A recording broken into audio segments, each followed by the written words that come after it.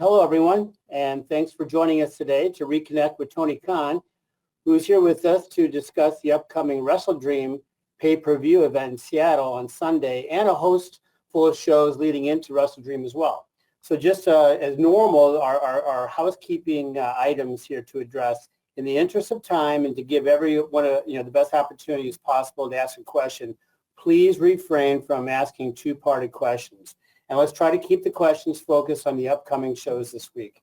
And as Robin mentioned, please make sure your phone is unmuted. So with that, I'll turn it over to Tony for some opening thoughts, and then we'll open the lines for your questions. Tony. Well, Jim, thank you very much. I really appreciate everyone joining us today. I'm really excited. This Sunday is going to be one of the great nights in pro wrestling. I really believe it's going to be a great event. I'm excited about WrestleDream. Very excited to honor the legacy of the late, great Antonio Inoki. Very excited to announce that his family is really thrilled about the event, and they're going to be coming to Seattle to participate, which I think is just so great. It's going to be one of the best cards we've ever put together. It's going to be a great pay-per-view. It will be the end of a chapter in AEW and the start of a new era of AEW. I'm very excited for that. And with that, we can get going with your questions. I know Jim said to refrain from two-part questions, but he never said anything about three-part or four-part questions. So I guess those are probably okay. Jim, take it away.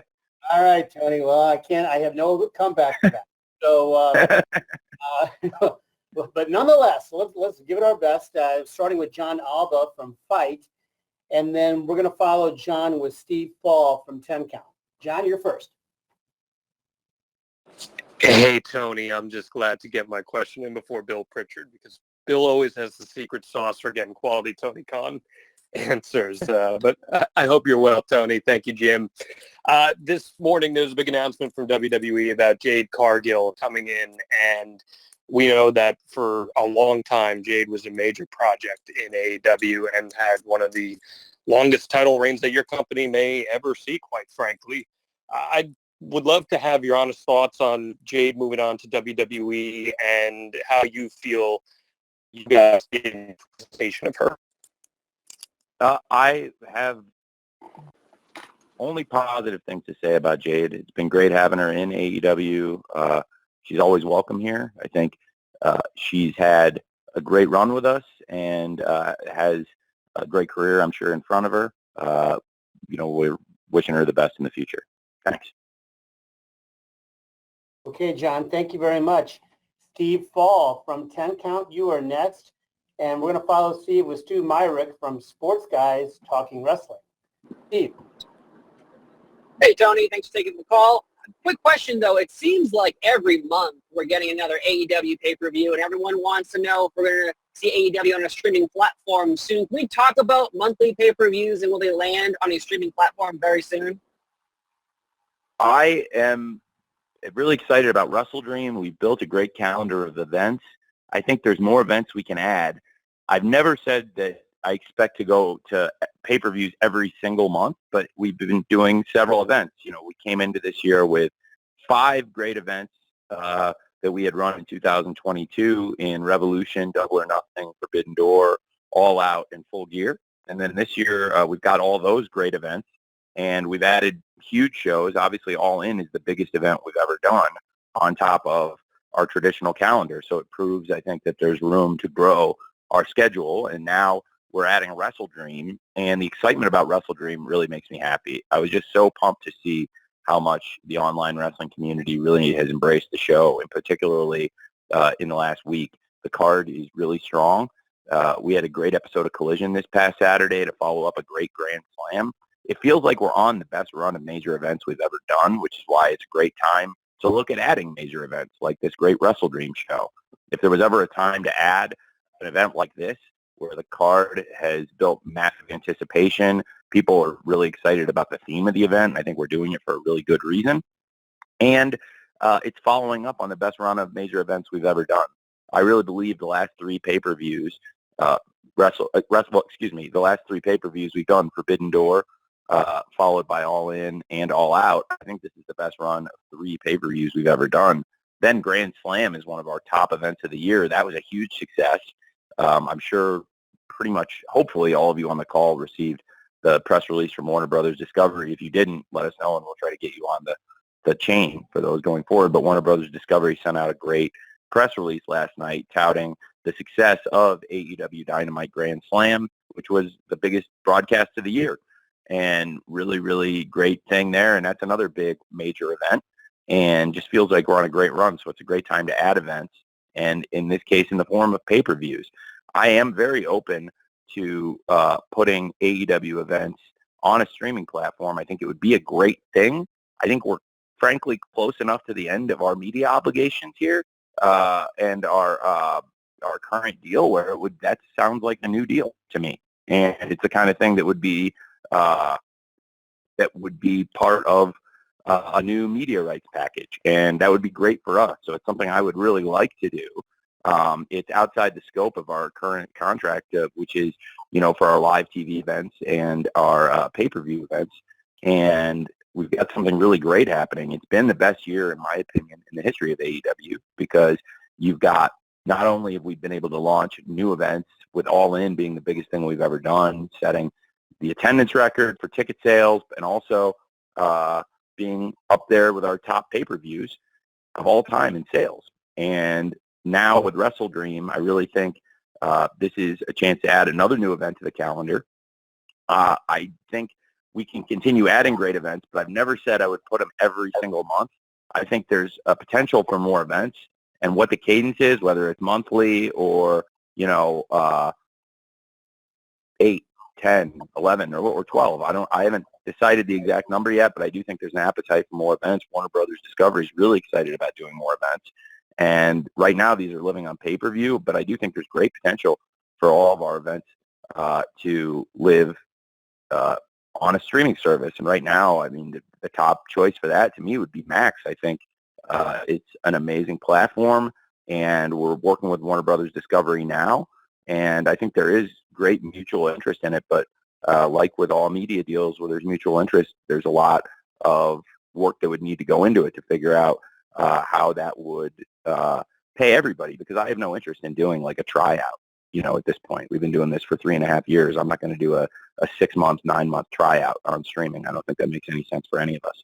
So, I think we built it to the point where there's a really, really big fan base for our major events. As we've shown this year, it's bigger than ever worldwide. And I think WrestleDream is a huge pay-per-view event, and it doesn't necessarily signify the beginning of a monthly pay-per-view calendar, but it is a new event that we've never done, and it's something very special.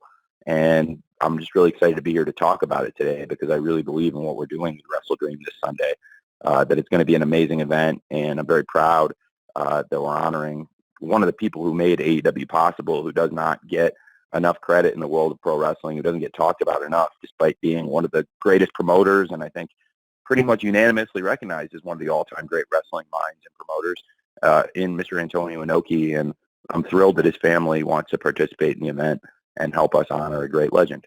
So very excited about the event. Thanks, Steve. Thank you, Steve.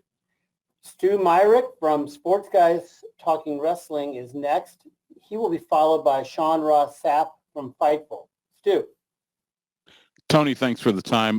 There were reports that Adam Cole may have sustained a leg injury last week during Grand Slam. Can you speak to that and his status regarding the Ring of Honor tag title match with him and MJF against Aussie Open? Well, I think it's you might be mistaken, Stu. Aussie Open, they wrestled. That's who they beat for the belt in England. They've got a match against the Righteous this weekend. The match against Aussie Open, I can comment on. It was great, and it was part of the greatest event we've ever done. But that was obviously back in August.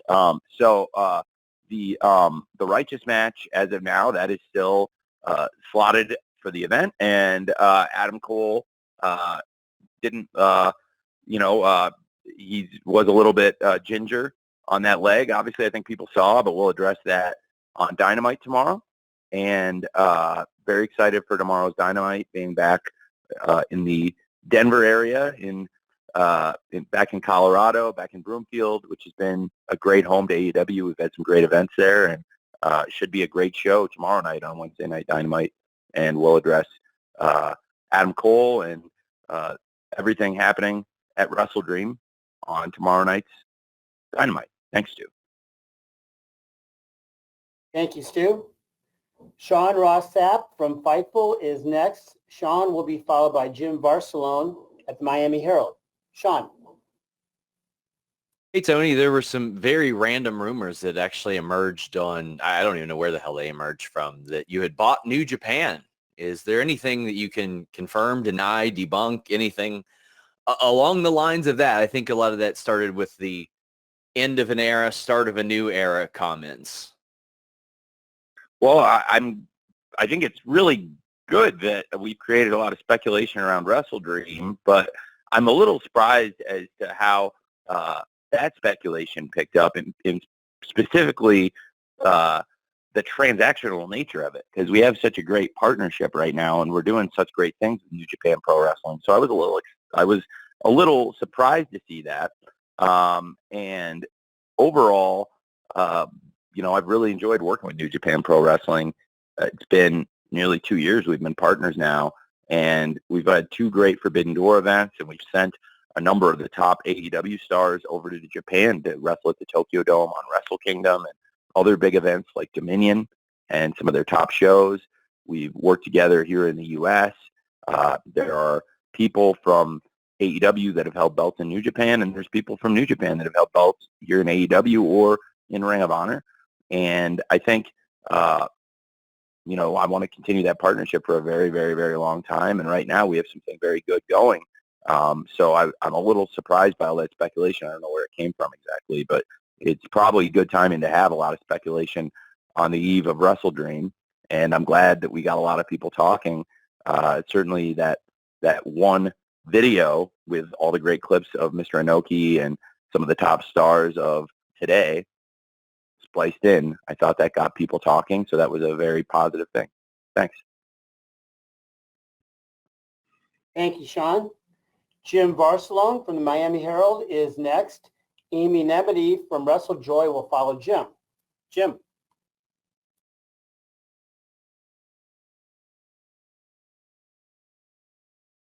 Jim, you need to unmute your line. Okay, thank you. Thank you, Jim, Tony, everybody. I'm curious with WrestleDream and the location. It's in Seattle. I'm just curious, were there thoughts of even holding this in Japan with the great Antonio Inoki, his legacy and all there, or in the future maybe even hold it in Japan, or no, wanted to make this in America? I thought this was a great event for the American fans to pay their tribute to Antonio Inoki. When I was a kid, I wore out a shirt. Basically, I had 3 shirts when I was 13 years old that I was in a rotation pretty much. I had a Taz shirt, a Darth Vader shirt, and a Wrestling Peace Festival shirt. And I wore that Peace Festival shirt celebrating Antonio Inoki's event in Los Angeles all the time. It was a white shirt, and it had the card on the back, and I wore it so much. And it was a really cool thing to have wrestlers from companies all over the world coming together, and WCW was a big part of it at the time. And I think they were instrumental in making that event possible and having a lot of the top stars that were on the billing. And it just seemed to me now, the wrestling world has changed, but there are players that have come into the space, and there are some of the same players that existed 25, 30 years ago. And I just thought, now that Mr. Inoki's passed away, in particular, October 1st, because this is the 1-year anniversary of his passing, I thought it would be something really special. I remember I was in a hotel room working on AEW on the road when I heard that Antonio Inoki had passed away, and I filed the date away. And I thought it would be really a great thing in October 1st to look for a venue, and Seattle is really ideal because there are wrestlers coming from Japan, and that's relatively, compared to a lot of the places we could have held the event in North America, that's probably a shorter flight for them than other places. So I think there's positive things about it there. So Seattle seemed like a perfect venue in America to celebrate a wrestling promoter who, most of the business he did was in Japan, but he conducted business worldwide, and he did a ton of business in America. And he's also one of the reasons that strong style pro wrestling, junior heavyweights, and a lot of the great international pro wrestlers we saw on American television when a lot of us were kids. He's the one who brought them here. And so I thought it was very fitting to celebrate the event in America as part of the AEW schedule and build something that I think can be an annual event and hopefully celebrate him every year because Inoki really deserves that. Thank you. Thanks, Jim. Amy Nemedy from WrestleJoy comes next, followed by Bill Pritchard from WrestleZone. Amy. Hi, Tony. I wanted to talk a bit about Bryan Danielson and Zack Sabre Jr., two of the best technical wrestlers in the world. This is a match that puts the dream in WrestleDream. So they haven't faced each other, though, in nearly 15 years. Bryan beat Zack back in 2008, and Zack returned the favor later in 2009. Zack Sabre Jr. has dubbed this match, quote unquote, submissions in Seattle, and vows to, quote, end Bryan's career in his pursuit of truly becoming the best technical wrestler in the world. Can you talk about the stakes of this match as well as the significance of seeing the likes of Bryan Danielson and Zack Sabre Jr. face each other in such a high-profile match at WrestleDream? Thank you. Yes, thank you. Well, I'm very excited for the match. Submissions in Seattle. That's a hell of a name for this event and a hell of a name for this big match. It is definitely, in my opinion, a dream match. There was tons of anticipation. There was worldwide buzz around last year's Forbidden Door, and one of the matches we were planning to have at the event was Bryan Danielson versus Zack Sabre Jr., and there was a lot of people clamoring for that match. As you said, they had not wrestled in well over a decade, and it's amazing how far both of them have come since then. I mean, both of them have just not only in their careers, certainly they've accomplished a lot, but also physically, they've really built their bodies up. These are different wrestlers than they were when they wrestled 15 years ago. And Bryan Danielson, one of the biggest stars on the entire planet, one of the most recognizable pro wrestlers in the world. I think Bryan Danielson, certainly one of the most important people in AEW, and then he's facing off against Zack Sabre Jr., certainly one of the most important people in New Japan Pro Wrestling. And they both possess a mastery of grappling. They both have, I think they both have got probably the most complete skill sets of any technical wrestler. And I think the fans would agree with that. And that's why when the fans have voted for the best technical wrestler, it's almost always going to be Bryan Danielson or Zack Sabre Jr. for the last 15 years, I would say. And it's a dream come true to have that match on pay-per-view. It was something I wanted to be able to present at the original Forbidden Door, and Bryan got a concussion in the original Anarchy in the Arena in Vegas and was not able to participate on the inaugural Forbidden Door. That's one of the reasons it meant so much to have that match, that great main event with Bryan and Okada this year, which was, doing something special at Forbidden Door. But there was another match from the original Forbidden Door that I'd really, really been clamoring for, wanting to have, and that was Danielson versus Sabre. I think it's going to be great, and I love the name that Zach gave it, Submissions in Seattle, for this Sunday. That's great. Thank you. Thanks, Amy. Bill Pritchard from the WrestleZone, you're next. John Powell from Slam Wrestling will follow Bill. You're up, Bill. Hey, Tony, how are you? I'm good, Bill. Thanks, man. So I wanted to go back to the end of an era comment and the buying a promotion rumor. I know that was probably the most prominent one, but would you go as far as saying you are not doing that? You would deny that that is credible, or maybe care to eliminate any of the other rumors or clarify like what you actually meant by those comments? I definitely have no intention of clarifying what I meant by those comments. I want people to order the pay-per-view, but I definitely also never speculated that. I think the internet kind of ran away with the speculation based on I don't know what. Honestly, I'd love for somebody to go back and look who the first person to say that was, and track back where the speculation came from, because certainly I don't know if that particular aspect of it is very credible. there's dots you can connect in wrestling, and there's things I'm very excited about that we've been doing. And I think I've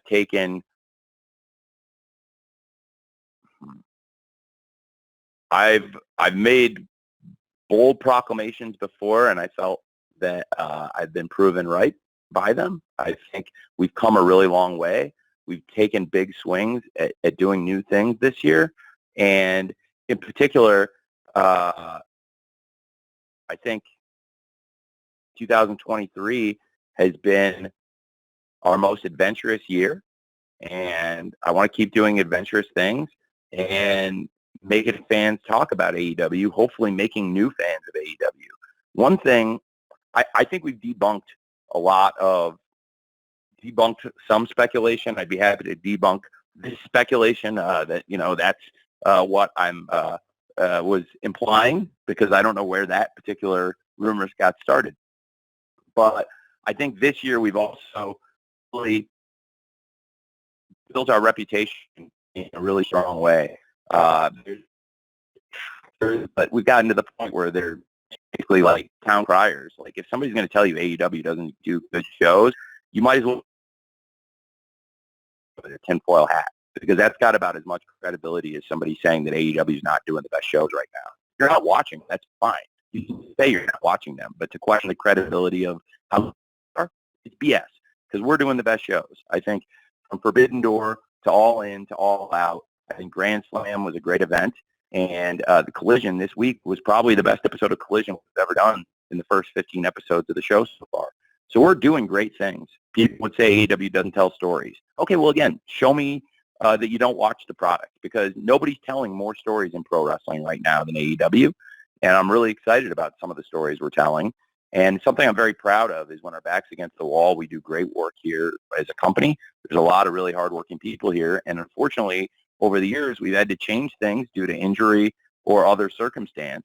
And I think we've always shown, whether it was injury or something, at times even tragic circumstances, we really roll with the punches and put great shows on. And right now, I feel like we've never been more organized. There have been some challenges and continue to be some things that pop up along the way, but the quality of the show has never been stronger. And look, it happens in football too. You have players get injured, and nobody has. You have to go out and play the next play. You have to go out and play the next quarter, the next half, the next game, and the rest of the season, sometimes without these players. And, you have a game plan. Nobody feels bad for you that your game plan got knocked off script because some of the players got knocked out of the game. You just have to keep going with whatever script you can put together. And I think that's true whether it's in football or wrestling. But, I'm very, very happy with what we're doing right now. So without completely spilling the beans on everything I'm working on or everything I see for the future, I do think it is really going to be the start of a new era of what we're doing with AEW, and I'm very excited about that. Thanks, Bill. Thank you, Bill. John Powell from Slam Wrestling has a write-in question, which I'll read in a minute, and then I'll ask Dave Meltzer from the Wrestling Observer to follow this write-in here, Tony. What are your thoughts on Eddie Kingston versus Katsuyori Shibata? On many levels, this is a dream match between two of the toughest in the business. What a great match. What a great match. So this is one of those dream matches I'm so happy to be able to put on. I've tried to link these two in wrestling, especially in 2023. I think they've taken very different paths to get where they are, but they both hold championships in Ring of Honor. They've both been great champions in New Japan Pro Wrestling. Right now, Eddie Kingston's a double champion. And we've seen these two team. They've had great tag team matches. We saw these two standing tall at the end of Supercard of Honor, and even teaming at All Out, which was something I was really excited about. And I believe these two, while they come from very different backgrounds, while they look very different, if you saw them, they'd be like a buddy cop movie with nothing in common. But really, they have a lot of similarities. And I have a bond with each of them that's different, but again, there's similarities in it. And these are two pro wrestlers who love the sport so much, and they prove it every time they go out there. I don't think anybody's ever questioned Eddie Kingston's love for wrestling, and I think it's one of his great skills and gifts is that he presents himself with this authenticity and this intensity. And he goes out, and nobody ever questions when he's out there that this guy loves what he's doing. This guy loves wrestling, and this guy is intense.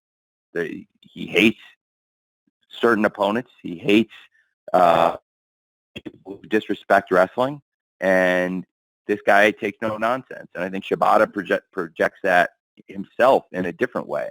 But it's not as verbal, but it is just as impactful. And I think Shibata's presence in pro wrestling shows how much he loves wrestling. And one of my favorite quotes ever in the sport was when we had the press conference earlier this year, and he said, I'm not out here wrestling to die. I'm here wrestling to live. I feel alive doing this. And in particular, in recent months, more so than ever, he feels more connected to his craft, to the sport, to the fans than he ever has. I think it means a lot to Shibata to come to America and do top tier American sport wrestling, to be in these venues, to be fighting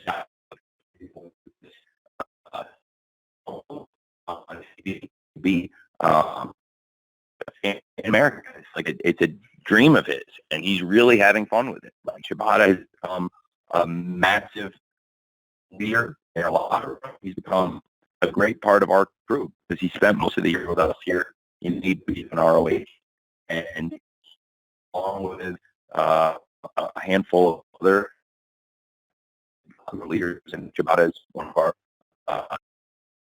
generals backstage. And I think this match, it's a dream come true. I know there's fans all over the world who love pro wrestling that I've seen saying that this is a dream for them too.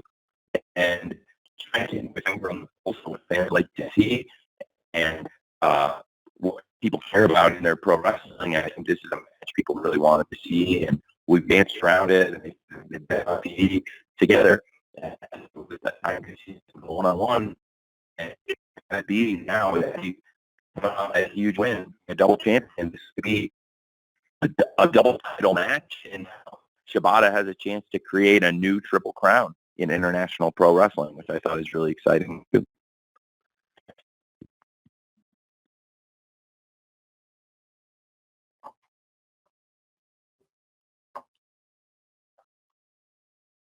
Jim, you got the next one? Yeah, Tony, we're having a little bit of connectivity problems there with you, so we'll maybe just check on your end to make sure you're all clean, and we're going to continue here with Dave Meltzer from the Wrestling Observer, and following Dave will be Liam Crowley from comicbook.com. Let's give it a shot. Dave? Tony, how you doing?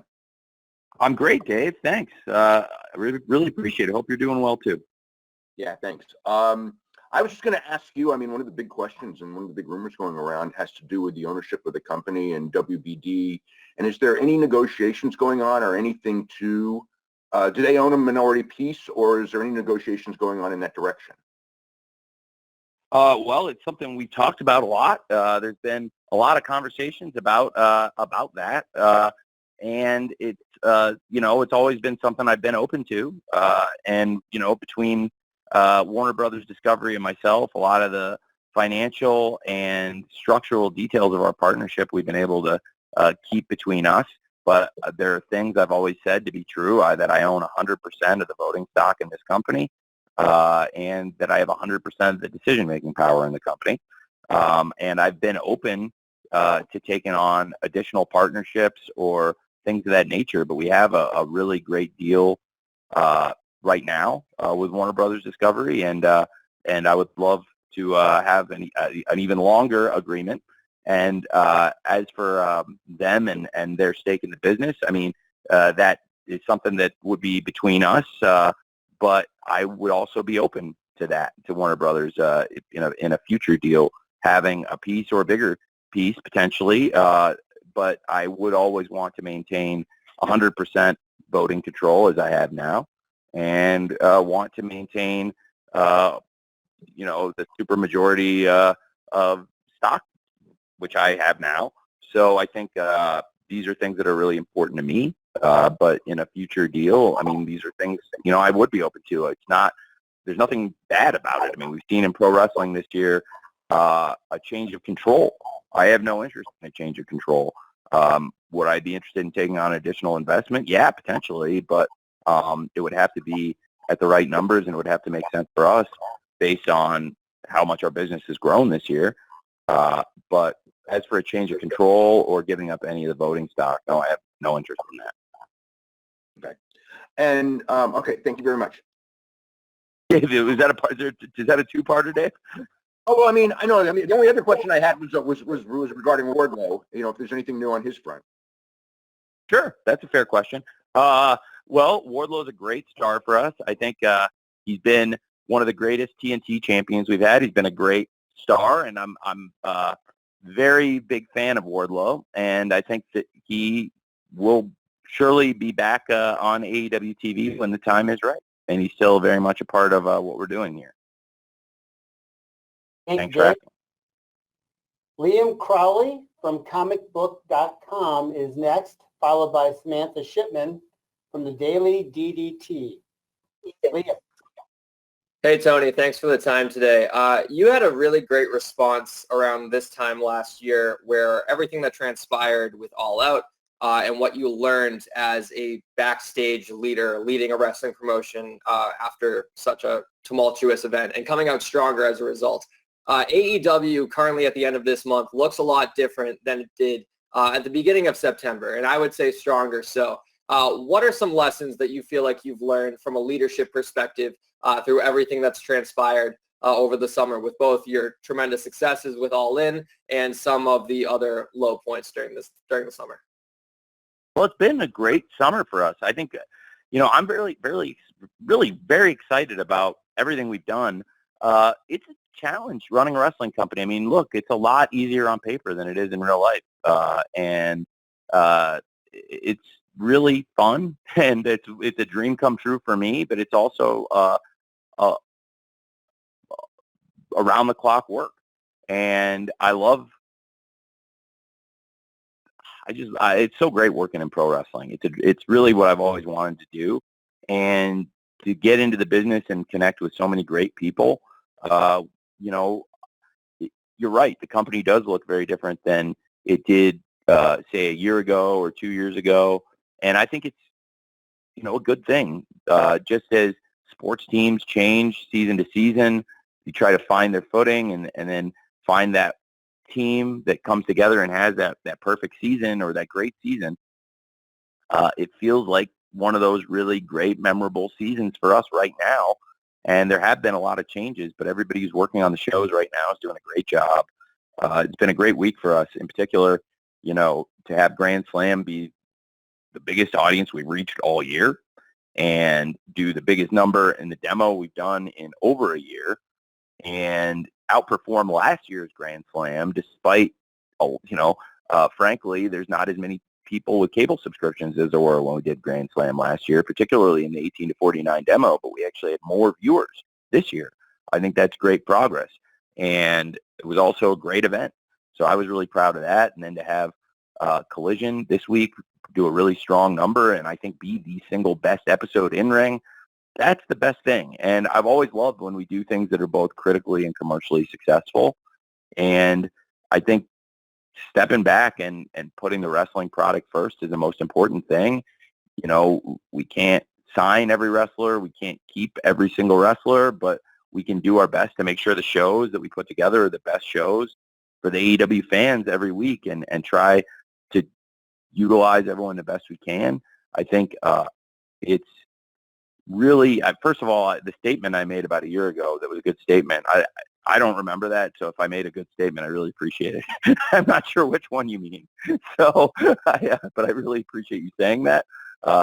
There's no weeks off.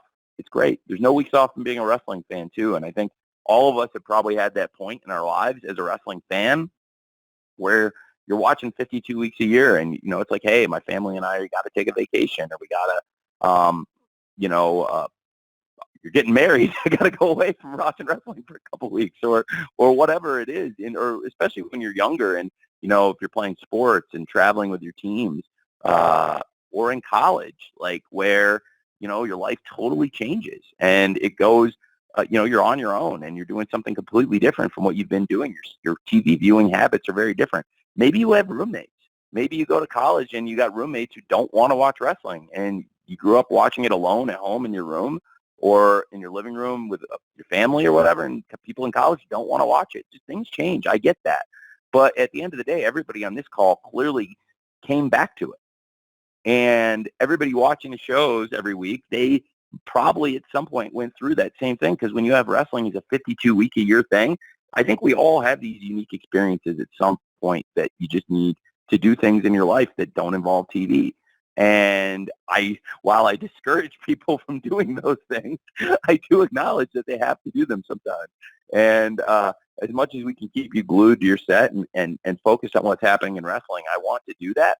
But I think the real skill in what we do as wrestling promoters and those of us who put on weekly wrestling TV shows that have maintained an audience and that are, on television right now, I think what we're able to do each week is get people to commit to us, to spend their time with us, and to not step away from it, to keep focused on it. And I think that's something amazing about wrestling, is that through 52 weeks a year that we're able to maintain such audience engagement, because at the end of the day, so many of us are really hooked on this. Like I am. Like I've never had a break that lasted more than a week or two, and maybe a few weeks. And, I've been in China, like trying to find wrestling on TV at 8 a.m. on a Monday. So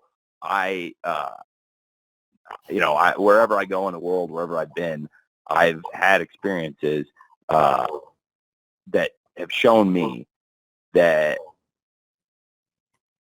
it's over 52 weeks a year what we do to keep the wrestling fans engaged, and also just for ourselves. Like, you have to remember that as a wrestling company, there's no week off from this.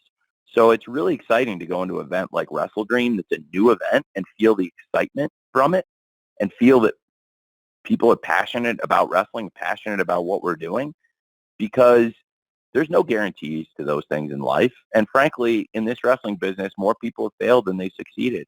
And the things we've done and we've accomplished, they're historic. It's really, really cool. And it's because of the fans that they stick with us 52 weeks a year. I really appreciate it. If somebody, whether it's every week or most weeks or as much as possible, however much you watch the show, however much you buy tickets or come, I really, really appreciate it. I don't know how to articulate it any better than that. That's why I always try to come out and say thank you to the live fans at the shows, or thank the fans online for watching it. That's heartfelt. I really mean it. And there's a lot of things people could be doing with their time, and there's things that change in people's lives that may make it harder to watch the shows. So when they do, I really appreciate it. So I guess that's probably the biggest thing is, look, there's like no weeks off for us from this. Some of the people might get a week off here and there, but, for me, there's no weeks off from this. And for a lot of the people, there aren't. And I think that's awesome. I love it. I wouldn't want it any other way, because that's what wrestling is. Thank you. Well said, Tony. Thank you, Liam. Samantha Shipman from the Daily DDT is next. And we're going to follow Samantha with a write-in question from Ella J. from A Wrestling Gal. Samantha. Hi, Tony. Hi, Samantha. I have a question for you. So we saw last week with Grand Slam, Eddie Kingston and the Elite both winning ROH titles, and then we've seen in Better Than You, Baby also winning titles. Can we expect to see them more on ROH programming? And is there going to be any clear brand separation between the two companies, as you had previously mentioned? Or is it kind of going to be what we've been seeing, where there's with wrestlers going back and forth between the two? Well, it's a great question. I think right now Ring of Honor's got an incredibly strong lineup of champions. I think we had one going into Grand Slam, and now It's still very true, but certainly even more added star power now with the Hung Bucks as six-man champs with Hangman Page and the Young Bucks.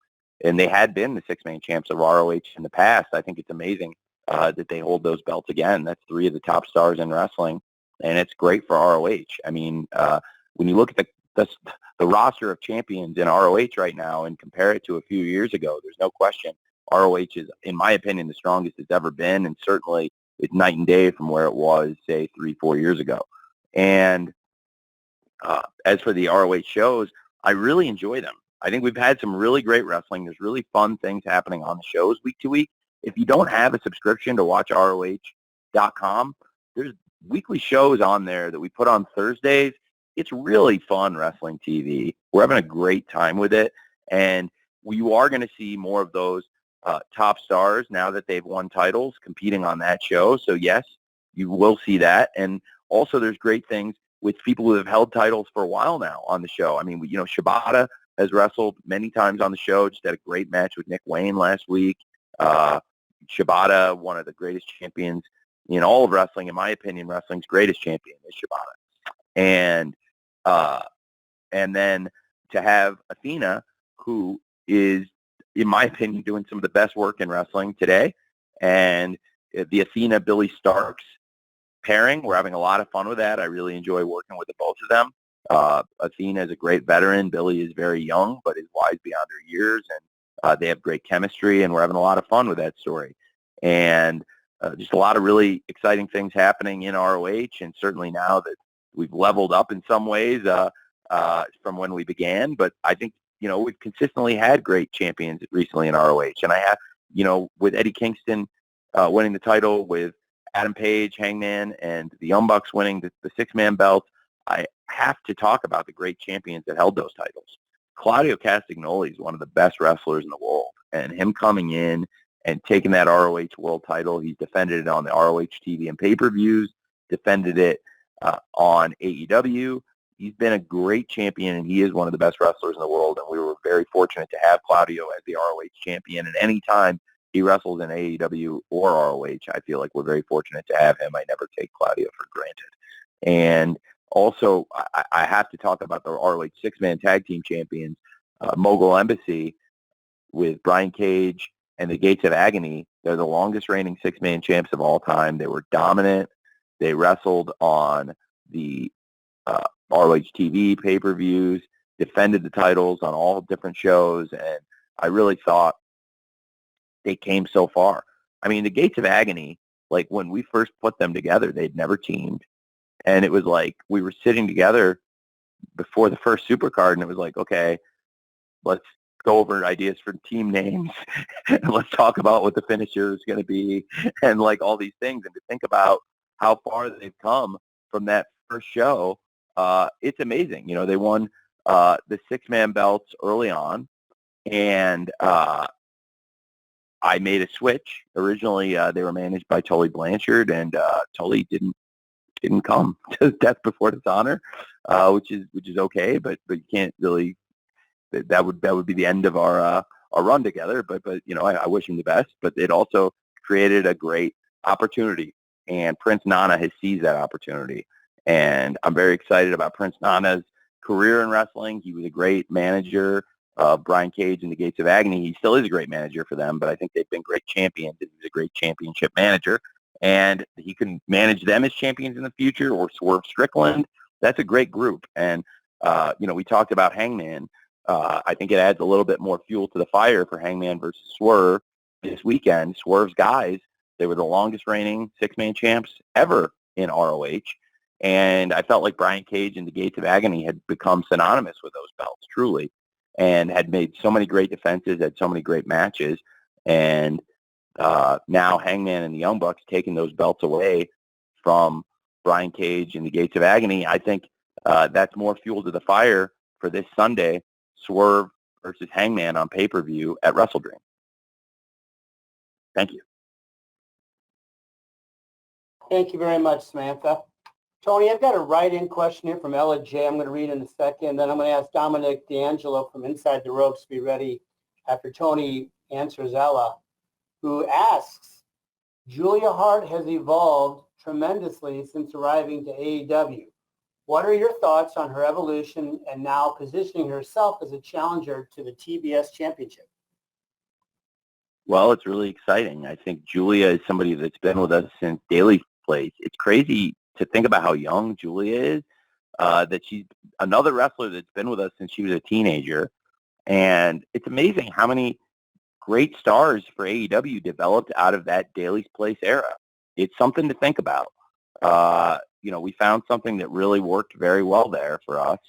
And in the back of my mind, Daly's Place is always there. It's a great venue, and it's worked tremendously well for us. We've shown that we can create a great developmental system out of there and produce great talent and help people that have all the potential in the world to realize that potential in AEW. And we've seen that from top stars like the Acclaimed, I think are really an amazing example of that. Powerhouse Hobbs and Julia Hart are great examples of people that were with us in really wrestling on AEW Dark and wrestling on the different shows through the pandemic, and then came out so much better than they came in terms of their development. And Julia Hart in particular has just been on fire, and she's just such a pleasure to work with. Julia Hart works really hard. She always shows up. She has great ideas. She's very, very gifted athlete, and it's amazing how far it has come, because I remember when we started working with Julia Hart as a teenager, and it was her idea. She said, I'd be a great cheerleader for the Varsity Blondes, and I thought, okay, that could be cool. And she went out and did a great job with it, and she worked really hard at it. And then when this presented itself organically, this opportunity for her to go with the House of Black, she ran with it, and she has done so much, and I've tried to put her in prominent, strong positions. It's been a really long time since anybody beat Julia in a wrestling match. Julia has gone about a year and a half undefeated, and through these matches, I think 26 now, she's dominated her competition. She's got a big match tomorrow night on Dynamite, and if she makes it through that in one piece, she's challenging for the TBS title this weekend against Chris Statlander. And Chris Statlander is actually the last person to beat Julia Hart in a match, which is crazy to think. But Julia has been on this crazy run for so long. And look at the video of the last time Julia lost the match to Statlander. And Julia was in the middle of a major transition in her persona. She was still the cheerleader, but she was wearing the eye patch. And it was the start of the next phase of Julia's career. And what she's become is a top star. And it's really exciting to see. I love working with Julia. And I think she is somebody that could be a great TBS champion. And she's facing somebody that has also really developed in AEW since the company started and grown into her spot. I think it's a great match for WrestleDream, Statlander versus Julia Hart. And I'm very excited for that one on Sunday in Seattle. Thank you. Thank you, Ella. Dominic D'Angelo from Inside the Ropes, you're next. He will be followed by Mark Hoke from the Mark Hoke Show, 101.5 KDON FM. Tony, how are you today? Very well, thank you. Yeah, you're welcome. Hey, kind of thought, I think it's pretty cool that you're getting to honor Antonio Inoki and everything like that with WrestleDream. Something else you've been kind of doing in a indirect way of honoring people are the ECW guys. Obviously, RVD, I host podcasts with them. Kind of wanted to get your experience of having RVD there. He's been getting very good reactions. Is there an incentive to have him appear more with AEW? And following up real quick too, Arthur Ashe Stadium, New York City. ECW has a history there as well. Is there any interest ever in doing the Hammerstein Ballroom there as well? Interesting question. It's no secret I grew up as a fan of ECW. Some of the great stars in ECW have worked here with us, and of course Taz works with us every week, and his son Hook is a big part of AEW. I think you've probably all heard this story in the past, but if you haven't, bear with me for 30 to 45 seconds. My dad was backstage at the first ever Grand Slam show, 2 years ago, just over 2 years ago, and he went up to Hook and he said, "Your dad's a really tough guy. Like, I took my son to ECW when I was a kid, and to see what those guys went through, your dad's got to be a really tough guy. You got to be proud of your dad." And I thought that was really cool. And now, fast forward to 2 years later, I think, of course, Hook very proud of Taz, but I know Taz should be very proud of Hook because Hook has come a long way in these past couple of years. Similar to what we were just talking about with Julia, right? Where they were both so young when they started with us in Daly's place, and they've both developed and gone on these great runs where they've had great records, and both of them have shown they could be, I believe, great champions in AEW. And Hook is one of our really bright young prospects and is becoming a really popular star in arenas all over the world. And I thought RVD would be a great partner for him, a foil in Hook's previous story, and then now a great partner for Hook himself. And they had a really fun match. The Collision episode did a great rating. It's one of a really great ratings success stories on Collision, going against some of the toughest competition and you're ever going to see. In particular, I believe NBC said that the Notre Dame Ohio State football game was their highest rated Saturday football telecast for college football since 1993. So we were up against some of the toughest college football competition in 30 years, literally, and put up an amazing number. So it's awesome to see there was a great audience for Collision this week. I think we're doing really great stuff with the show, and that was really encouraging to see a great show get a great number like that on Saturday. And RVD was a great part of it. You know, the Michigan fans were very excited to see him. He got a great reaction in the live arena, and the show did a great rating. And I think he's been here on a case-by-case, show-by-show basis, but we love having Rob, and I would certainly be very, very open to Rob returning in the very near future. As we said when I saw him this past weekend, he's doing a great job, and we'd love to have him back. So great to have Rob here anytime he's available to do it, and anytime it makes sense for everyone. Thanks. Thank you, Dominic. Mark Hoke from the Mark Hoke Show, 101.5 KDON FM, is next, to be followed by Brandon Thurston from WrestleNomics. Mark. Hi, Tony. Good to talk to you again. You too. Thanks, man. Yep. Question about MJF. There have been a lot of talk over the past couple of years about positioning MJF as a face as opposed to being a heel. And now with what's happened with the Better Than Bebe phenomenon taking off, what presentation position do you guys see MJF holding moving forward?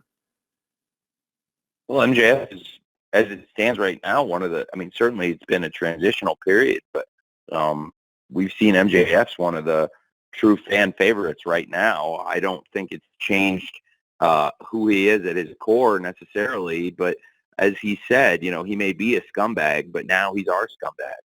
And I think that's probably the best characterization we could give. I think it's a very apt description of it. He's our scumbag. He's the MJF we've always known and loved to hate, but now we don't really have to hate him so much anymore because he's our scumbag.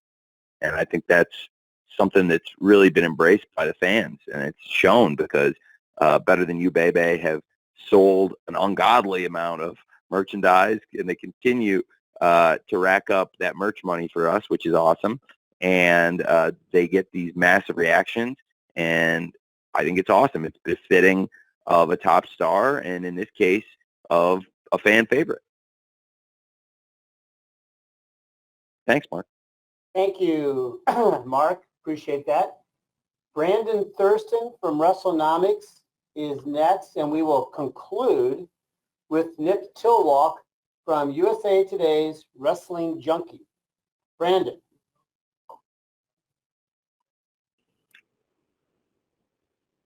Hey, Brandon. Brandon, you need to unmute your line. Hi, Tony. Thanks for the time. Hey, Brandon. My pleasure. With the news that Fox is not renewing SmackDown, do you see Fox as a potential bidder for AEW rights? I don't think it would be fair to talk about possible bidders or outside speculation. Right now, we're on Warner Brothers Discovery, and I find that in the entertainment business, there's not a lot of loyalty at times, and there should be. And this is a family business. We're not a public company. I'm not, even if I get punched in the face with circumstances, it doesn't mean that I'm going to take it out on the staff by cutting 100 staff or laying off 30 wrestlers. And I really care about the people here, and I would, I would do anything I can to protect the jobs and the livelihood of the people that work here. And that's a family business, and that's the difference between a family business and a public company in a lot of ways. And not every family business has those principles, but we do, and that's just how I was raised. And I have to say that I feel like there's not enough loyalty in the entertainment business, where yes, it's no secret, and it is a business. So we'll be up at the end of 2024, and I would love to stay at Warner Brothers Discovery forever. I think it's great for the fans to have wrestling on TBS and TNT. I do think there will be a lot of potential bidders. I think that what you just said would probably make a lot of sense, in the future. But I also don't think it's right for me to speculate right now, because I'm at Warner Brothers Discovery. I love it here. We're going to be here for a while, and hopefully a really long time. And they've given us these great opportunities, and I see it all the time. And sometimes I'm on the other side of it as the promoter, on the other side of the negotiating table, and not being the talent as I probably am in this case with Warner Brothers, sitting on the other side of a negotiation. And I really appreciate everything they've done for me, and it would not be right for me to speculate about other networks or other people in the wrestling business. Certainly, I have a great relationship with the people you named, because we work together on the NFL, and that's a great place for sports and a great place for wrestling. But for me, I'm really happy at Warner Brothers Discovery, and my goal, all things being equal, would be to keep AEW here forever at WBD. Mr. Zasloff has been really kind to me and given me great opportunities. And if all things being equal, or even if it was a couple cents difference, I would probably even take a penny or two less to stay at Warner Brothers Discovery, which you don't see that in media businesses very much, and that kind of loyalty. So I really appreciate everything they've done for me. And and they continue to do. And tomorrow we have a big Dynamite on TBS. We're coming off our best performance of the year. They were very kind to send out a press release highlighting how well Grand Slam performed last week, touting that it was the most watched episode of the year. And I really appreciated that. And I think if we can do things to make them proud, then they're going to stand behind us, and we'll get the kind of offer that will surely make us, I think, the kind of offer that surely would be befitting of the kind of great performances we've had. And I'm just very happy at WBD right now, and I cannot say enough good stuff about Mr. Zasloff and the opportunities he's given us, especially since we launched Collision. And I think the company is really stronger than ever since we launched Collision, because if you look, I think it's allowed us to tell more stories. We have, in my opinion, the best roster in pro wrestling. I think we have great talent. There's a lot of great wrestlers in the world, and not all the great wrestlers are in AEW, but I think we have more of the greats than anyone else does, in my personal opinion.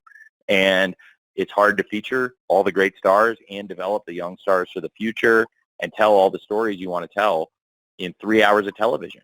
And when you have 9 or 10 matches on a big pay-per-view, and when you're doing the best pay-per-views in wrestling and you want to build the matches up, it's hard to do that in 3 hours. I did the best I could for a really long time.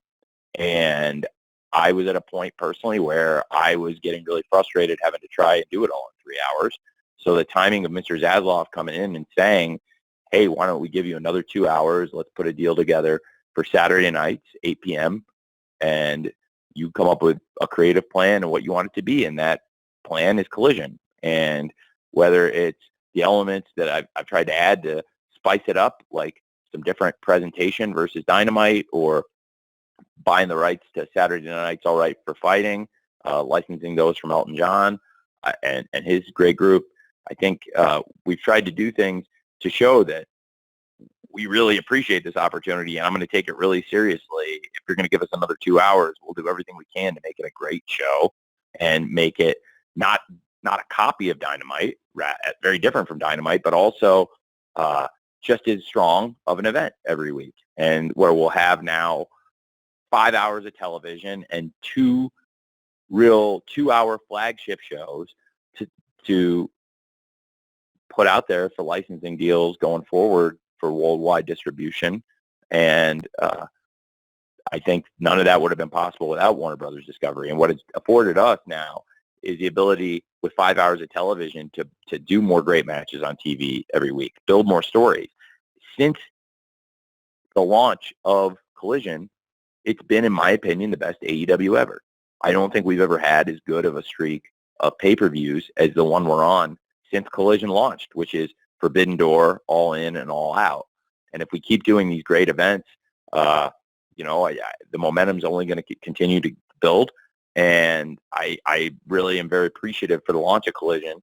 Now we're going into WrestleDream, and I think it wouldn't have been possible, in this past month, to build WrestleDream up and make it feel like such a major event without Collision. I mean, Collision's been a huge part of that, and this week, again, this Saturday was a great show, and I think built more anticipation to WrestleDream coming up this Sunday. And I think the launch of Collision has made us a stronger, better company than we've ever been. So, again, I'm just really grateful to WBD for all the opportunities, and I just want to put them over right now, because I think rather than talk about other people, other companies that are out there, other media companies, that's pretty ungrateful for me to do, given everything they've done for me. Thank you. Thanks, Tony. Tony, we mentioned that Nick Tillwalk from USA Today's Wrestling Junkie would conclude. Do we have time to take care of Nick here? Tony, you there? Yeah. Yeah, you're cutting out there, but let's try to get a quick question and a quick answer in from Nick Tillwalk from USA Today's Wrestling Junkie. Nick? Yeah. Hey, Tony. Thank you for taking the time for this. The Righteous is obviously a talented tag team with some great presentation, but I think they might not be as familiar to fans who haven't been watching Ring of Honor. What have you seen from them as a team that gives you the comfort level to put them on such a high-profile show against 2 of the top stars in AEW? I have been really impressed with them since they came into ROH, and that's why I've tried to feature them more recently in AEW. I think it would be either company. They have experience in history with ROH, which is why I thought this in particular could be a good way to bring them back into the fold. But then they've done so well on the ROH events that it led to us utilizing them at times in AEW. And in recent weeks, we've been featuring them more regularly. They've had some matches, been involved on Rampage, been involved on Collision, had a really strong match with the Hardys and a dominant win. And in addition to their wrestling, I think they've got a lot of charisma. Their interviews, their videos are pretty captivating. And we've had them involved a couple weeks in Collision, and people have really responded to their promos, to their match, and I think having them as a part of WrestleDream, it makes a lot of sense. It's we're bringing in stars from different companies, different promotions all over the world, and MJF and Adam Cole, the ROH Tag Team Champions, looking to defend against one of the top teams in ROH. So we had this 4-way match with 4 top teams that all have great history in ROH, including some former champions. And it was an excellent match that we had at the Grand Slam Rampage. And, of course, the Righteous were the winners. I think there's some great teams in that match when you look at the Hardys, the Best Friends, and the Kingdom, some teams that have held the ROH World Tag Team titles in the past. And for me, the Righteous they have exactly what we're looking for in new stars, in that they have a unique quality that differentiates them from other stars in AEW, and I can see a place for them on the roster because of their charisma, their wrestling ability, and their history. And so I think, them against MJF and Adam Cole, it's a great fit.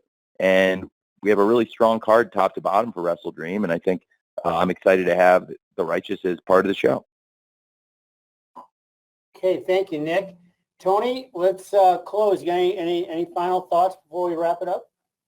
I have a lot of thoughts. Thank you, Jim. I'm really grateful to all of you being here today to talk about WrestleDream and AEW. We've got a great show coming up tomorrow night in Denver, Wednesday Night Dynamite, technically in Broomfield, but right outside Denver. And then we're heading up to Seattle for WrestleDream. It's a really important week for the company. None of this would be possible without all of you. And I know I say it pretty much every call, but I mean it, and it's important.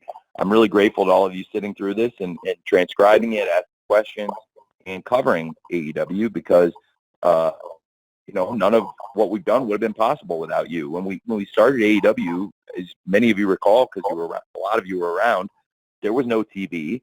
We were really reliant on you and your coverage and the online wrestling community to disseminate word about AEW and to help us create the buzz. And I'm very, very appreciative of you all. I try to follow your commentary and your thoughts, and it feels as if the spirit around AEW, it feels as if the vibe around AEW is incredibly positive right now. It feels like we've done a great streak of shows for you all, and that makes me really happy because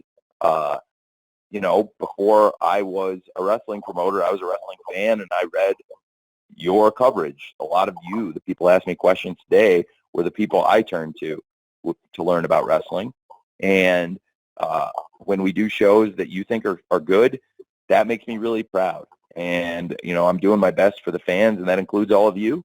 And I've said it multiple times today, but I feel like we're on our best run since Collision started. The pay-per-views have gotten better, and I believe better than ever.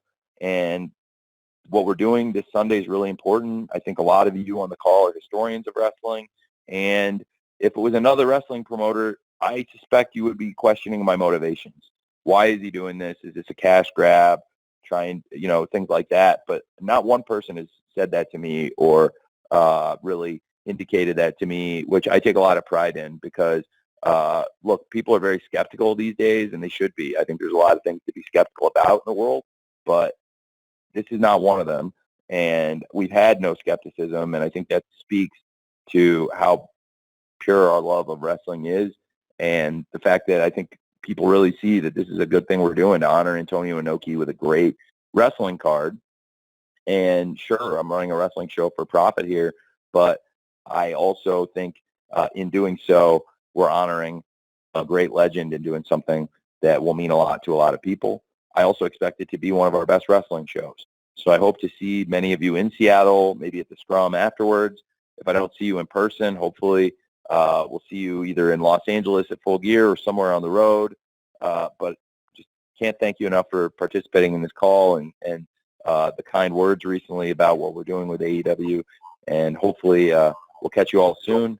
Jim, thank you for moderating this, and I really appreciate you holding this thing together, and look forward to seeing you two soon. And thanks, everybody. Hope you all have a great day.